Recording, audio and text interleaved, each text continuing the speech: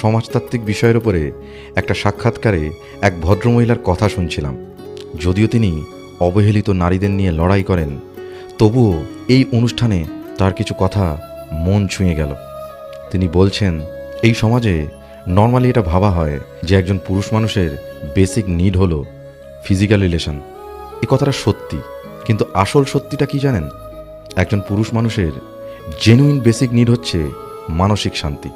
খেয়াল করে দেখবেন, বেশিরভাগ পুরুষ মানুষই শুধুমাত্র ফ্লার্ট করার জন্যে বা ফিজিক্যাল হওয়ার জন্যে যে কোনো ধরনের মেয়ের সাথেই ফ্রি মাইন্ডেড, উদার আর ফ্রেন্ডলি মানসিকতা নিয়ে মেশে।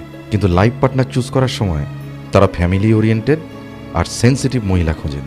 কথাটা শুনতে খারাপ লাগলেও এটাই বাস্তব সত্য। অনেক মহিলাই এটা ভাবেন ছেলেদের শরীর আর সৌন্দর্য দিয়ে পটানো যায়, আটকানো যায়। আজ্ঞে না, ওটা সাময়িক।